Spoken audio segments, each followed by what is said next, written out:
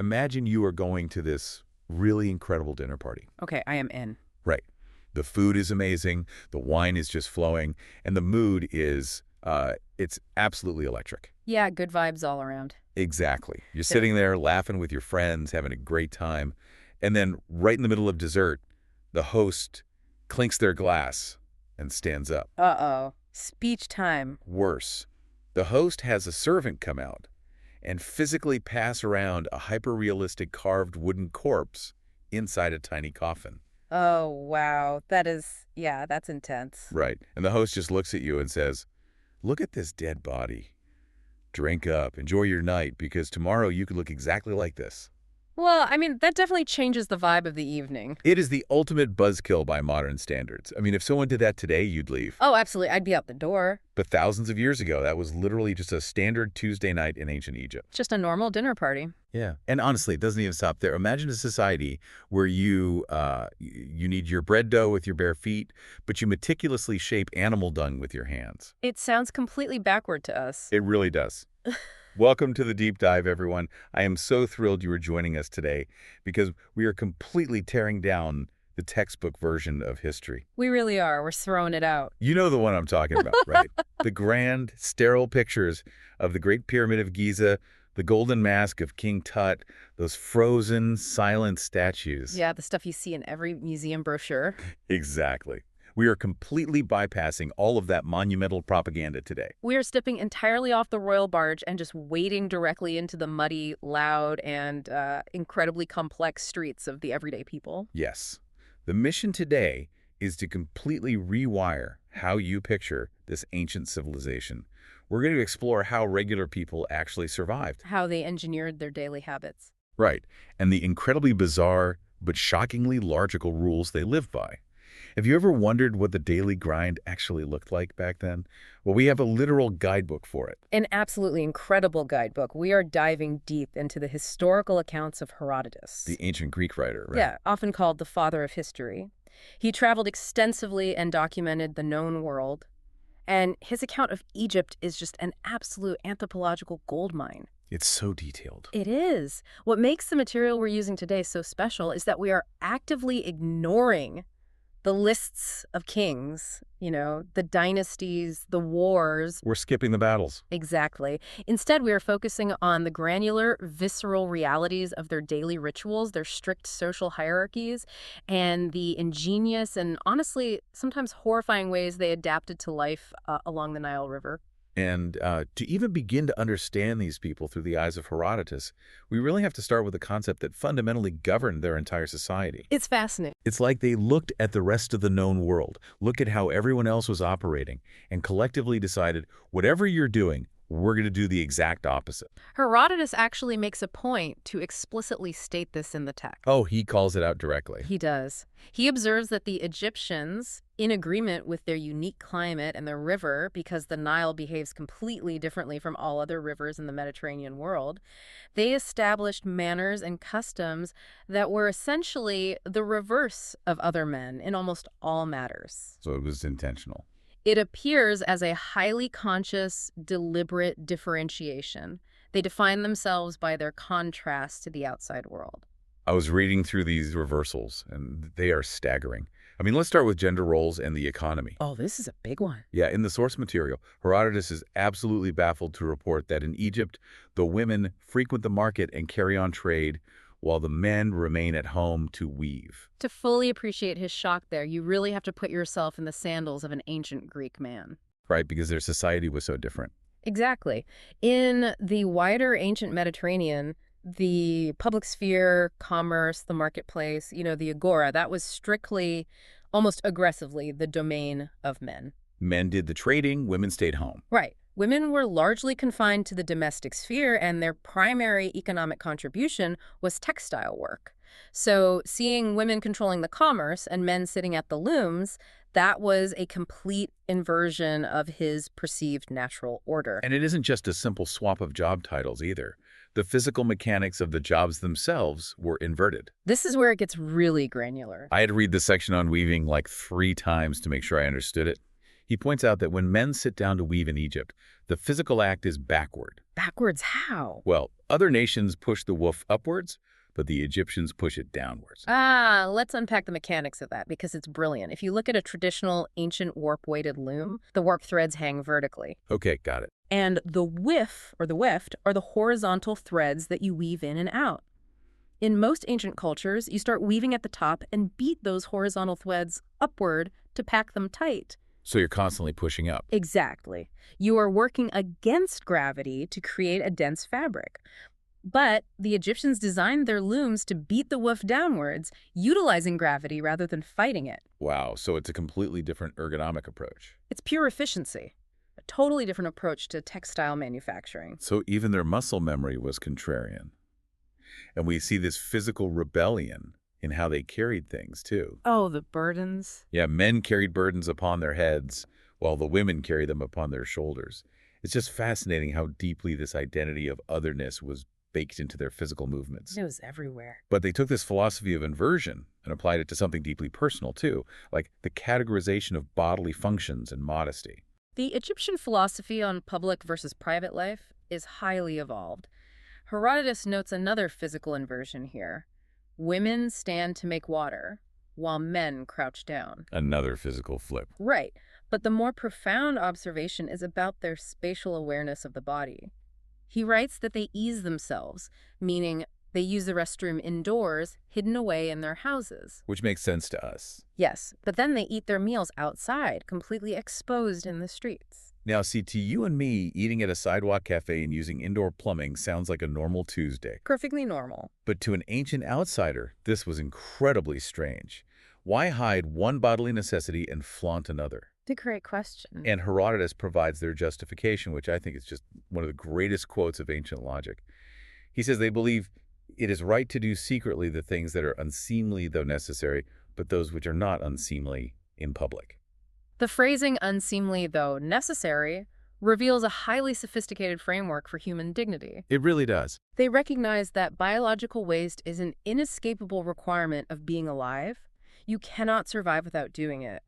But they categorized it as inherently corrupting or shameful. So keep it inside. Therefore, it must be rigidly contained within the private sphere. Sustenance, on the other hand, the act of taking in food, is life-giving, communal, and carries no inherent shame. So put it in the street. Let everyone see. Exactly. It belongs in the light of day, in the public square. It makes complete logical sense when you break it down like that.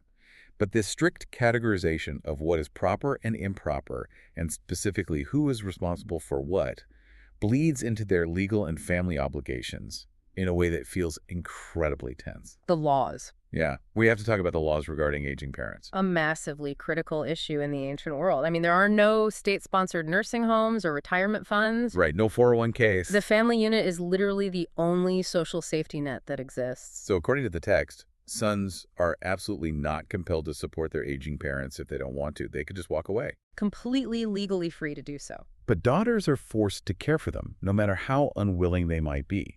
The law legally binds the daughter to the burden of elder care, while giving the son a free pass. It sounds incredibly harsh. Well, wait a minute, though.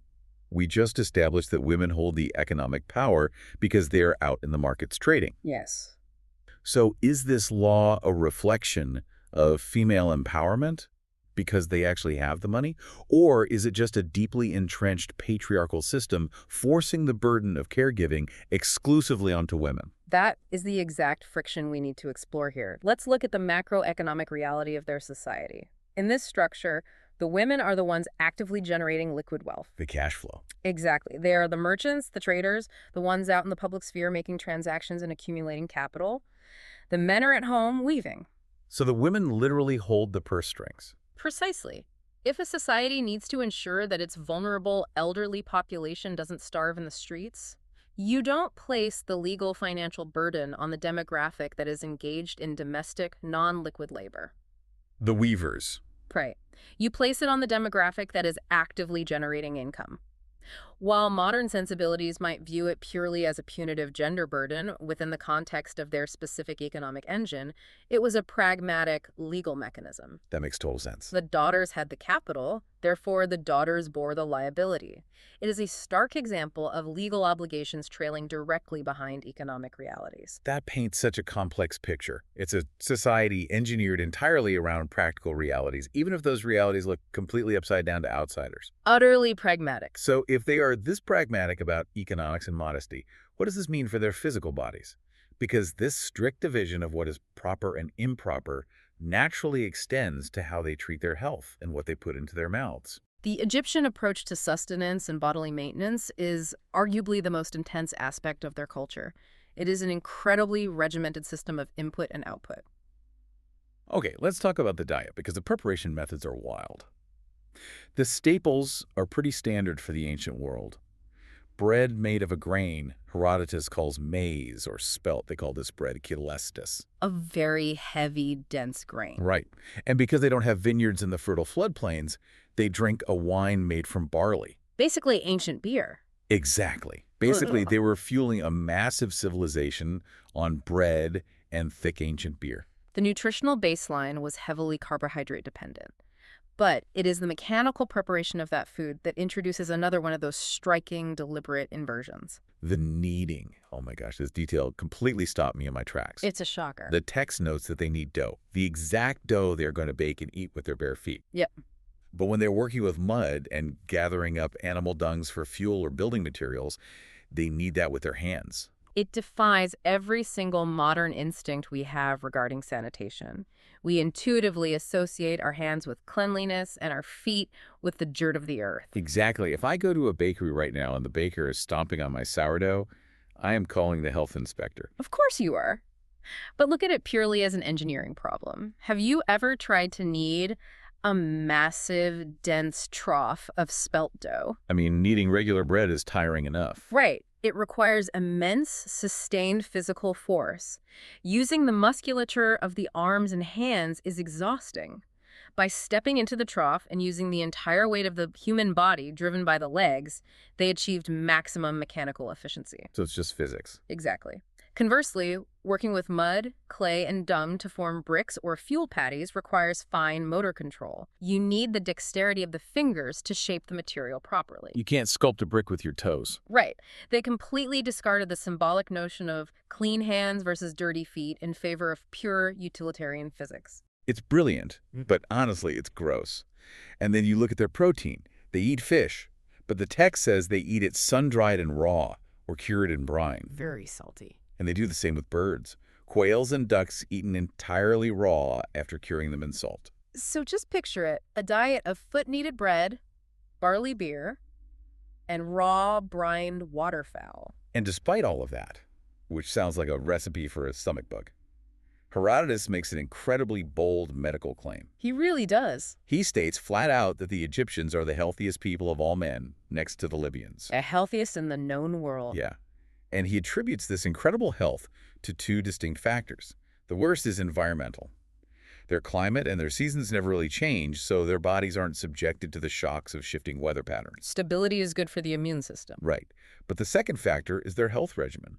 And calling it a regimen is an understatement. It is an aggressive biological intervention. You are referring to the 3-day purge? Yes. For 3 successive days every single month, they actively purge themselves. The text says they use emetics and cleisters. Let's define those terms just so we really understand the severity of what they were doing to themselves. Please do. An emetic is a substance ingested specifically to induce violent vomiting. Oh boy. And a clyster is the ancient medical term for an enema, often administered using hollow reeds or animal bladders to flush the lower intestines. So for 3 straight days, every single month, they are violently flushing out their entire digestive tract from both ends. Essentially, yes. They're intentionally dehydrating themselves, stripping their gut biome, and dealing with intense electrolyte imbalances. Why would the healthiest people on Earth subject themselves to this? It all comes back to their fundamental medical philosophy. They deeply believe that all human diseases, every ailment that corrupts the body, are produced entirely by the food we eat. Wait, all diseases? All of them. They viewed the human body as a pure vessel that is constantly forced to take in impurities just to survive. Sustenance is necessary, but it is also the root cause of internal corruption. So eating's literally slowly killing you. In their minds, yes. Therefore, the only logical countermeasure is scheduled, total evacuation. It wasn't a punishment. It was highly systematized internal hygiene. They viewed their food as a slow-acting poison that they had to constantly flush out. Precisely. And this extreme systematization didn't stop with the purge. The entire medical profession was organized with the same rigid logic. I read this and immediately thought of a modern high-end hospital. It is very similar. In ancient Egypt, according to the source, there are no general practitioners. The concept of a family doctor who looks at your throat and also checks your knee, that does not exist. The art of medicine was strictly distributed and aggressively localized. Each physician treats only one disease and absolutely no more. The country is just swarming with these hyper-specialized doctors. It's fascinating. You have physicians just for the eyes, physicians just for the head, doctors exclusively for the teeth, doctors for affections of the stomach, and doctors who specialize only in what Herodotus calls more obscure ailments. Which is a fascinating reflection of their broader worldview. Think about the categorizations we've already discussed. Right, indoor versus outdoor stuff. Exactly. They strictly compartmentalize public versus private life. They categorize men's labor versus women's labor, unseemly actions versus seemly actions. It makes perfect sense that they would compartmentalize the human body into distinct, non-overlapping jurisdictions. If a physician spends his entire life studying nothing but the mechanics of the stomach, his expertise is absolute. The best stomach guy in the world. Exactly. But it also means that if you have a systemic issue, say a fever that affects your head and your stomach, you might be navigating a bureaucratic nightmare of different specialists who refuse to cross their jurisdictional lines. Sorry, I only do eyes. You need the head guy. Exactly that. It is a society obsessed with putting everything into a highly specific box. And speaking of putting things in boxes, this brings us back to that incredible scene we started the show with. The dinner party. The ultimate compartmentalization. The morbid banquet. The visual of the wooden corpse at the dinner party. It is one of the most striking anthropological details in the entire text. Let's look closer at the mechanics of this tradition. You are at a wealthy household, enjoying your meal. A man enters carrying a highly realistic, carved and painted wooden corpse inside a coffin. A literal mini coffin. Herodotus specifies the size. It's about 1 to 2 cubits long, so anywhere from 18 to 36 inches. A substantial, heavy, detailed piece of craftsmanship. Not just a little trinket. No. He physically carries this miniature dead body to every single guest who is drinking, shoves it in their face and says, "When thou lookest upon this, drink and be merry, for thou shalt be such as this when thou art dead." It is the literal embodiment of memento mori, remember that you must die. But what is crucial to understand is the psychological mechanism at play here. To our modern sensibilities, introducing a symbol of death into a celebration is macabre. It induces dread. Total dread. We spend enormous amounts of cultural energy hiding death, keeping it in hospitals and funeral homes, away from our daily lives. Right. If someone brought a coffin to my birthday party, I would ask them to leave. But the Egyptians were already deeply anxious about physical corruption. Remember the 3 days of violent purging? Flushing out the poison. Right. They were constantly terrified of the food they were eating destroying them from the inside out. By bringing a pristine, artificially perfect wooden corpse into the room, they are domesticating their greatest fear. Oh, wow. Domesticating death. They are pulling death out of the shadows, putting it on the table, and acknowledging it as the undeniable destination. Instead of causing despair, the wooden corpse acted as a psychological release valve. So it was a relief. Yes. It was an engine for joy. The logic is, the purge will eventually fail. The doctors will eventually fail. We will all end up in a box. Therefore, the only rational response is to maximize the pleasure of this current cup of barley wine. It is a radical acceptance of mortality, used as an excuse to party. They compartmentalize their existential dread. Beautifully put. But, as intense as the average Egyptian's health regimen was, it was child's play compared to the absolute zenith of this society's obsession with purity. We have to examine the people at the very top of the hierarchy. The priesthood. The priests. The societal obsession with cleanliness created severe, insurmountable class divides, and the priests were the architectural peak of that pyramid of purity. They really were. Reading the daily requirements for an Egyptian priest made me exhausted. It wasn't just a vocation, it was an extreme, punishing physical state of being. It was a full-time biological commitment. Herodotus details the regimen. First, they shave their entire bodies every other day, completely hairless from head to toe every 48 hours. No hair at all. The reason provided is so that no lice or any foul thing can be on them when they minister to the gods. We have to consider the physical reality of the ancient world. Parasites, lice, fleas, these were ubiquitous facts of life. They were everywhere. Hair, in this context, is viewed entirely as a biological trap for dirt and infestation. To be pure is to be smooth, barren, and unobstructed. That makes sense. But the sheer physical labor of maintaining a completely hairless body with ancient bronze or copper razors every other day is staggering. I can't even imagine the razor burn. And then there is the wardrobe. They are legally forbidden from wearing anything other than... Let's think about the thermal and caloric impact of that lifestyle. Egypt can be incredibly hot, but the nights, especially in the desert margins, are cold. really cold. Immersing oneself in cold water 4 times a day, particularly in the middle of the night, while possessing no insulating body hair and wearing only breathable linen, means these priests were living in a constant state of thermal friction. They must have been shivering constantly. Their bodies were enduring a completely different physical reality than the common people. This rigorous discomfort literally separated them from the masses. But the state made sure they were heavily compensated for this discomfort. The source points out a major economic perk. They don't have to spend any of their own money. Which is huge. The society flowed to them entirely. They are provided with massive daily deliveries of sacred bread, beef, goose, and grape wine, which, by the way, was vastly superior to the barley beer the commoners drank. Top shelf stuff. But even with all this luxury, their diet is intensely restricted. They are banned from even tasting fish. And then there is the absolute strangest dietary prohibition in the entire text. Oh, the bean. The beans. The prohibition against the bean is a fascinating study in symbolic biology. Herodotus notes that the Egyptians don't generally sow beans on their land. But whatever beans do happen to grow naturally, they refuse to eat them raw, and they refuse to boil them. They avoid them. But for the priests, the hatred of the bean goes to an extreme psychological level. A priest cannot even endure to look upon a bean. Just looking at it is a sin. Just laying eyes on a legume is considered deeply offensive to their purity. They consider it an inherently unclean kind of pulse.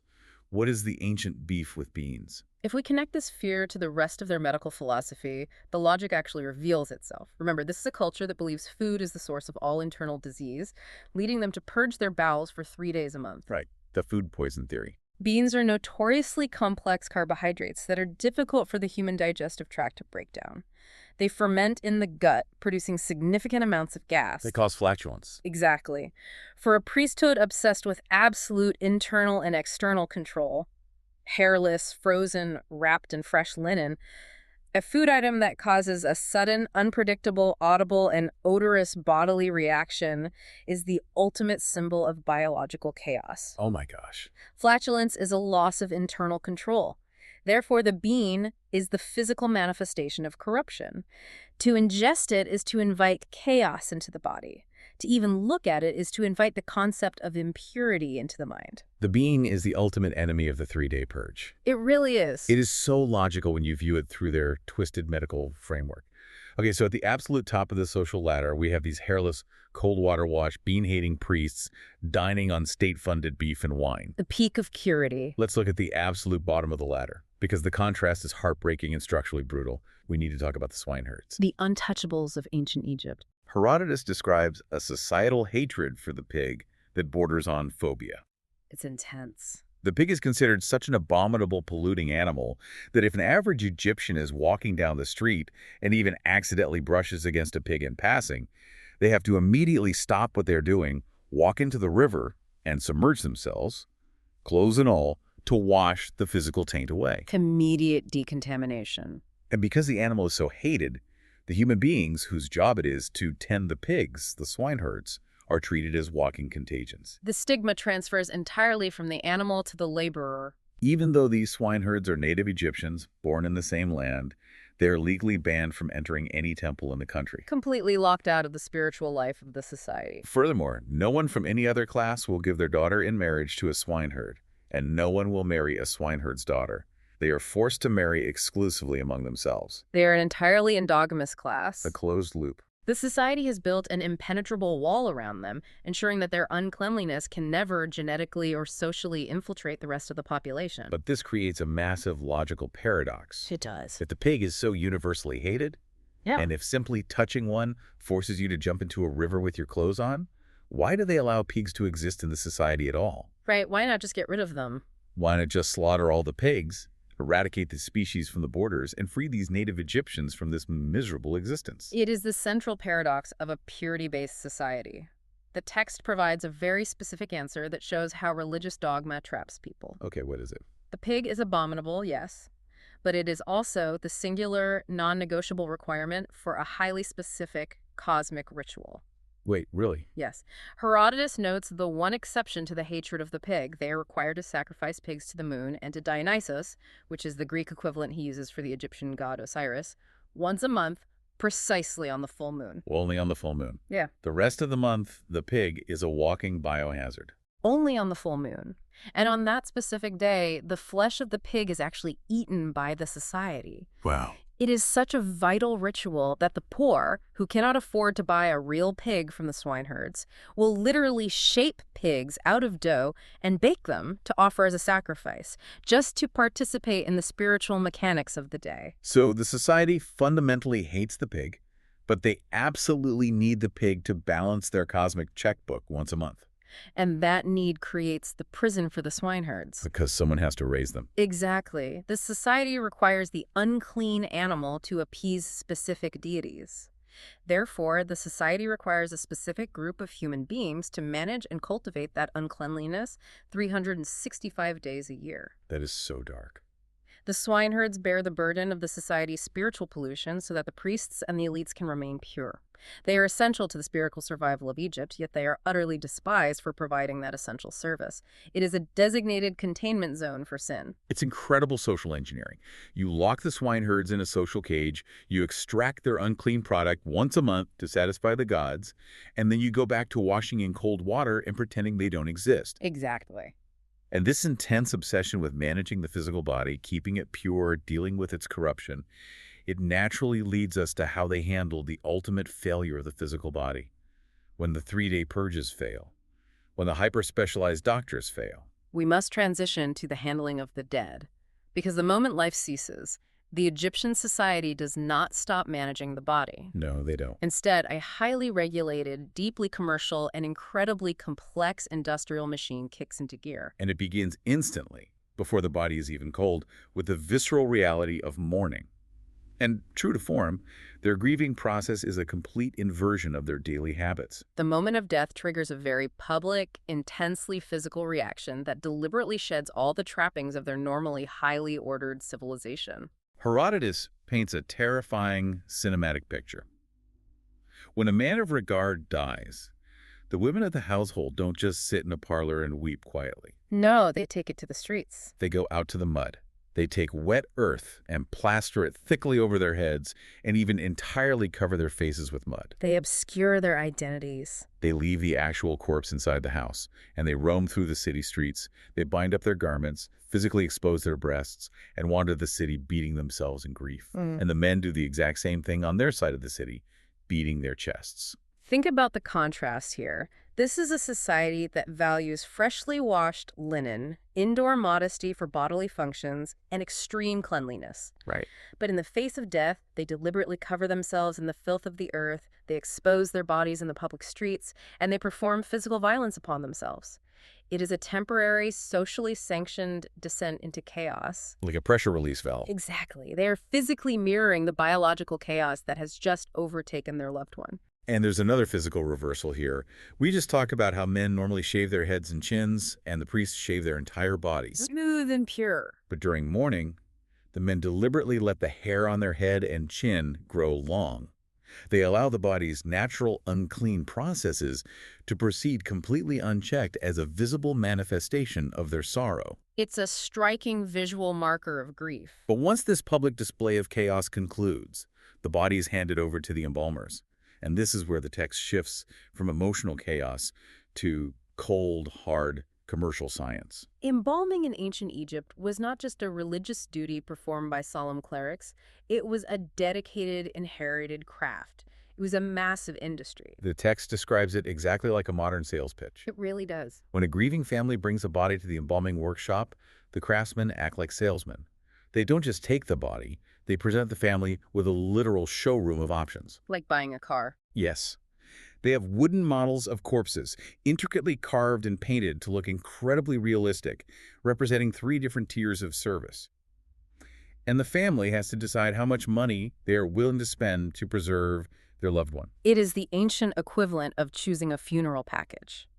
There are clear, rigid price points and wildly different chemical and mechanical methodologies for each tier. Let's walk through these showroom options because the details are graphic, highly scientific, and absolutely mesmerizing. Let's start with Tier 1, the most expensive option, the premium package for the ultra-wealthy. This is the process most people associate with mummies, involving intense surgical intervention and expensive imported materials. Right, it starts with the brain. They take a specialized crooked iron tool, insert it up through the nostrils, and physically draw the brain tissue out. Just hook it right out. Whatever they can't hook out, they dissolve by pouring harsh drugs up into the cranial cavity to flesh it out. It's incredibly invasive. Then, they take a sharp Ethiopian stone, essentially a specialized obsidian scalpel, and slice open the side of the belly. They surgically remove all the internal organs. To stop the rot. They cleanse the empty abdominal cavity with palm wine and a mixture of pounded spices. Then, they pack the belly completely full of pure, pounded myrrh, cassia, and other aromatics, though Herodotus notes they specifically do not use frankincense for this. Interesting distinction. Then they sew the body back up. And it is crucial to understand that everything you just described is merely the surgical preparation. The actual preservation, the process of halting biological decay comes next, and it relies on a very specific chemical agent. Yes, the natron. A natron. They cover the surgically prepped body entirely in natron for exactly 70 days. The text is incredibly firm on this point. Not 1 day more, not 1 day less. It's a very strict timeline. After 70 days, they wash the corpse, wrap the entire body in bands of fine linen, and smear the linen with a specific gum instead of standard glue. Then they hand this perfectly preserved, fragrant package back to the family, who places it in a wooden, human-shaped case and stores it upright against a wall in a sepulchral chamber. Let's discuss the mechanics of natron because it is the secret engine of this entire industry. What exactly is it? Natron is a naturally occurring mixture of sodium carbonate decahydrate, sodium bicarbonate, and small amounts of sodium chloride and sodium sulfate. So it's basically super salt. Essentially, yes. It is harvested from dried lake beds in Egypt. When you bury a body in natron, it does several things simultaneously. First, it is a hyper-efficient desiccant. It violently pulls all the moisture out of the human tissue. It dries it out. Right. Bacteria require water to cause decomposition. Without water, the decay stops. Second, it creates a highly alkaline environment, which is deeply hostile to microbial life. So nothing can grow. Nothing. Third, it actually saponifies the body's fat, meaning it chemically reacts with the lipids and turns them into a hard soap, preventing them from going rancid. Wait, it turns fat into soap. It does. The 70-day timeline isn't arbitrary magic. It is the empirically tested duration required for this specific chemical mixture to completely dehydrate a human mass without causing the skin to become too brittle to wrap. It is advanced chemistry and biology. But what if the family standing in the showroom can't afford the exorbitant costs of pure myrrh, obsidian surgery, and imported palm wine? Then the embalmers pivot to Tier 2, the middle cost option. And this methodology is radically different. It relies entirely on chemical solvents rather than surgical labor. Honestly, Tier 2 sounds like a terrifying industrial science experiment. It really is. There's absolutely no cutting involved, no obsidian blades. Instead, they take massive syringes and fill them with an oil extracted from cedar wood. Cedar oil. They inject this heavy cedar oil directly into the belly of the corpse via the breech, meaning through the anus, and they physically plug it up so the oil cannot escape. They essentially turn the abdominal cavity into a sealed biological pressure cooker. Exactly, an internal chemical vat.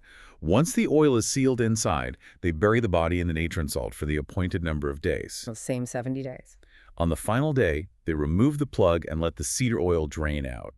And Herodotus says the cedar oil possesses such incredible chemical power that as it drains, it brings out the entirely dissolved internal organs and bowels along with it in a liquid state. Just liquefies everything. Meanwhile, the natron salt on the outside has completely dissolved the flesh. So what the family gets back is literally nothing but skin and bones. Think about the efficiency of this process. It completely eliminates the labor-intensive, highly skilled surgical extraction. It bypasses the need for expensive aromatic spices to mask the smell of decay. It's just injection and wait. It relies on the cedar oil acting as a powerful enzymatic cleaner or organic solvent, breaking down the soft tissues internally while the natron handles the external flesh. It is a brutal, brilliantly engineered biological shortcut. And finally, there is Tier 3. The least expensive option for the poorest citizens. It's purely utilitarian. They simply cleanse out the belly with a strong liquid purge, cover the body in natron for 70 days, and hand the desiccated remains back. The budget option. But in reading through this highly regulated, incredibly structured business of death, there was one societal rule Herodotus mentions that completely chilled me. You are referring to the dark protocol regarding women of rank. Yes. It is a detail that exposes a terrifying crack in their highly ordered society. Herodotus writes that when the wife of a man of rank dies, or if a woman who is considered very beautiful or highly regarded passes away, her body is not given to the embalmers immediately. There's a waiting period. The family legally holds the corpse at home for 3 or 4 days before delivering it to the workshop. And the reason for this delay is horrifyingly practical. It's to prevent the embalmers from sexually abusing the corpses. It is incredibly grim. He notes that this strict protocol was enacted after a fellow craftsman actually turned someone in for necrophilia. We need to examine the profound psychological paradox this reveals about their society.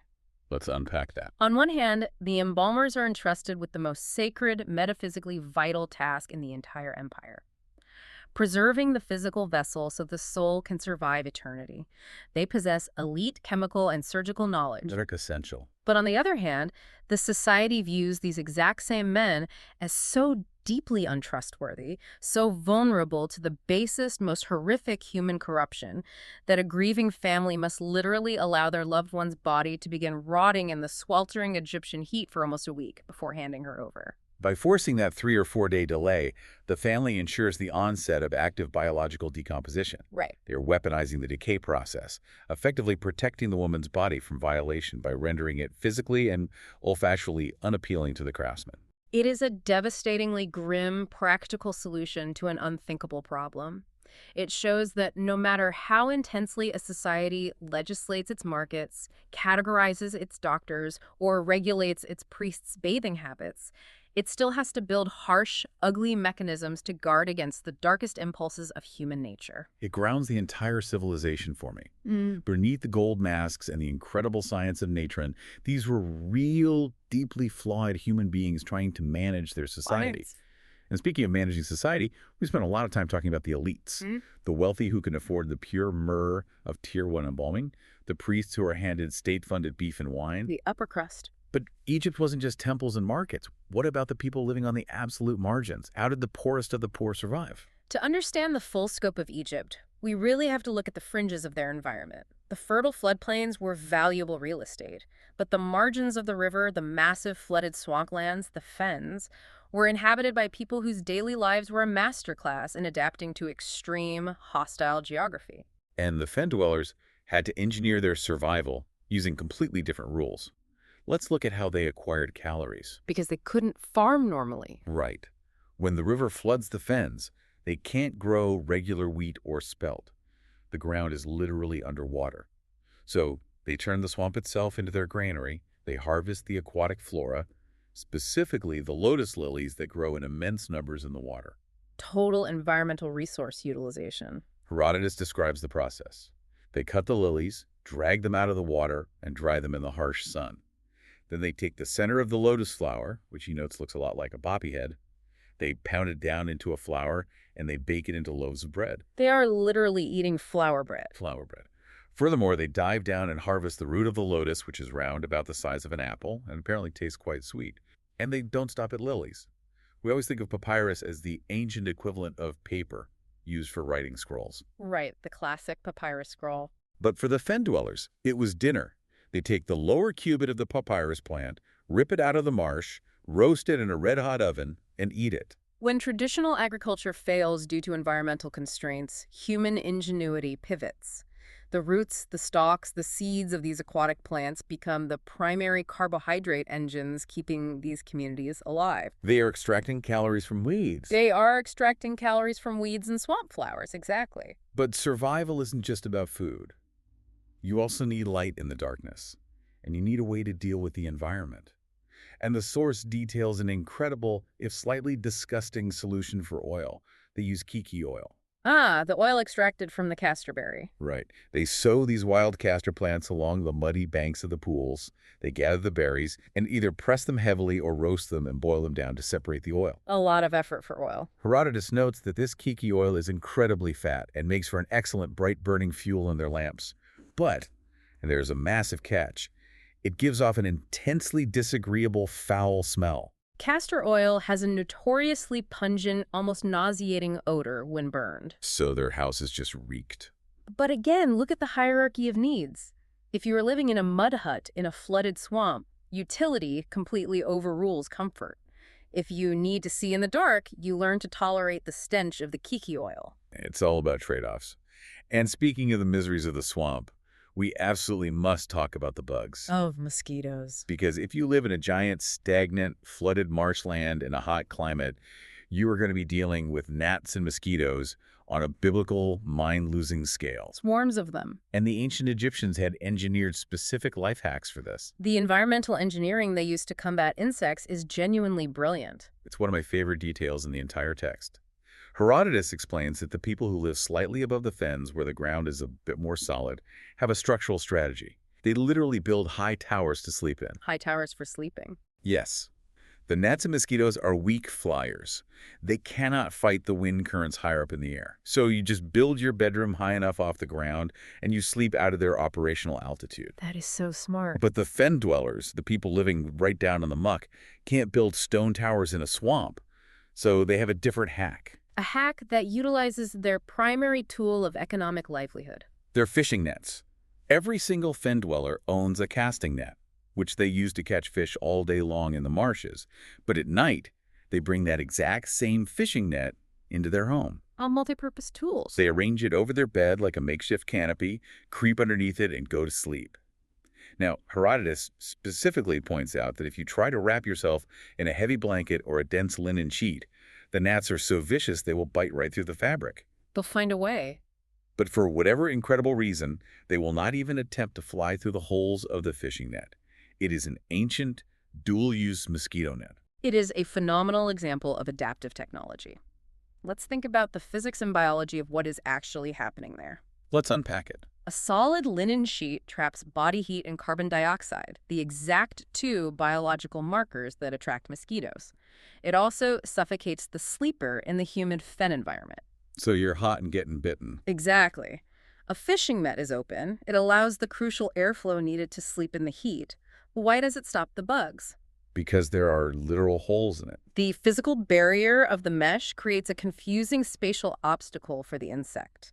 Furthermore, a net used all day to catch fish in a swamp is going to be coated in fish oils, algae, and swamp debris. Oh, the smell. The intense olfactory deterrent of the smelly net likely masks the human scent markers. It is incredibly resourceful. The ultimate fen life hack? Yeah, Sleep under a smelly net and you won't get bitten. pretty much. And they were just as clever when it came to manipulating the physics of their environments for transportation. We have to look at how they navigated their boats. Because sailing on the Nile isn't like sailing on a lake or the open ocean. Yeah, it's very specific. It presents a very specific set of physical constraints. The Nile is a massive liquid highway, but it has conflicting forces. The water current flows steadily northward, emptying into the Mediterranean Sea. Okay, water flows north. However, the prevailing winds in that region generally blow southward, upriver. So if you want to travel upstream southward, it's relatively easy. You just raise your sails, the strong prevailing wind catches them, and it pushes you against the river's current. It's a breeze, literally. But what happens when you want to go downstream, northward? You want to travel with the current, but the wind is blowing directly in your face. They've got a headwind. You can't just float, because the headwind will stall you out or put you backward. Their solution for steering and propulsion downstream is bizarre, but scientifically flawless. It involves two distinct pieces of equipment, the tamarisk crate and the hold stone. Exactly. They build these cargo boats out of heavy acacia wood, caulking the seams with papyrus. When they need to travel downstream against the wind, they take a door-shaped crate made of tamarisk wood interwoven with reed mats. A big wooden crate. They tie this crate to a rope and throw it into the water at the front of the boat, letting it float on the surface. Because it is floating on the very top of the water, the strong, fast-moving surface current of the river hits the broadside of this crate. Like an underwater sail. The crate catches the water current the exact same way a sail catches the wind, and it literally pulls the heavy boat forward down the river. They engineered a water sail. But if you just have a crate pulling the front of a boat, the boat is going to spin sideways and crash into the banks. To keep the boat tracking perfectly straight, they employ the second tool. The stone. They take a heavy stone, weighing about 2 talents, which is roughly 100 to 130 pounds bored, with a hole in the center. They tie this massive stone to a rope and drop it off the back of the boat, letting it sink deep down into the water. So it's dragging. So the floating crate pulls hard from the front, the heavy stone drags deep in the back, acting as an anchor or a rudder, and the boat stays perfectly aligned as it sails down the river. What you were describing is a profound empirical understanding of fluid dynamics. From everyday boatmen. Right. They realized, without modern instruments, that water in a river moves at different velocities. The water at the surface moves fastest because there is less friction.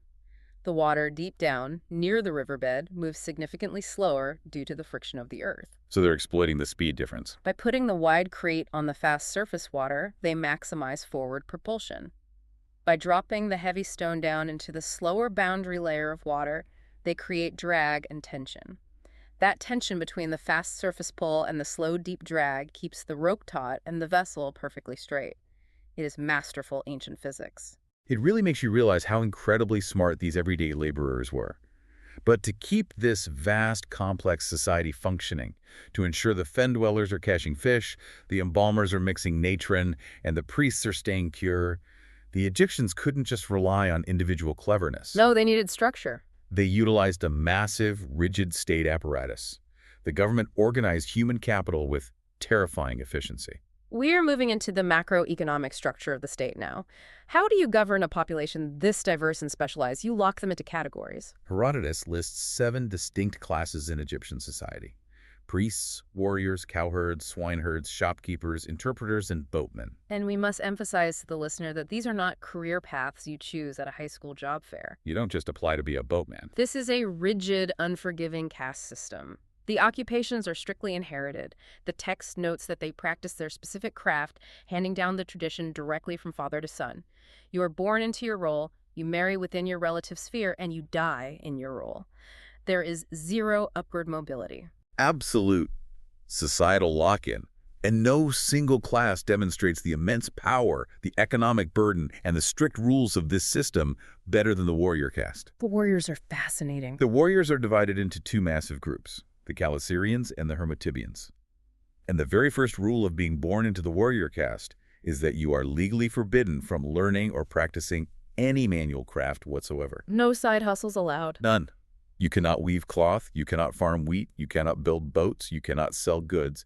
Your only legal occupation is the study and practice of war. Which is an astonishing commitment by the state.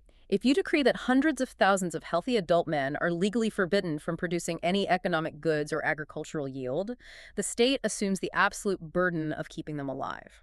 And the state absolutely showers them with wealth to keep them loyal. Sure. The societal privileges these warriors receive are immense. According to the text, every single warrior is granted 12 yokes of land. That's a lot of land. A yoke is defined as 100 Egyptian cubits every way. That is a massive plot of prime agricultural real estate. And this land is completely free from imposts, meaning it is 100% tax-free land granted to you simply for being born a warrior. But the state doesn't just hand them a real estate portfolio and leave them alone. They are an active, utilized asset, specifically designed to protect the absolute center of power. Right, they act as the king's personal bodyguard. Herodotus details an intense rotation system. 1,000 men from the Calasirians and 1,000 men from the Hermotybians are selected to serve as the king's guard for exactly 1 year. A 1-year tour of duty. And during that year of active service, on top of the income from their tax-free land, they receive staggering daily rations directly from the state granaries. The food intake is unbelievable. Listen to this intake. Yeah. Every single man gets 5 pounds of bread, 2 pounds of beef, and 4 half pints of wine. Every single day.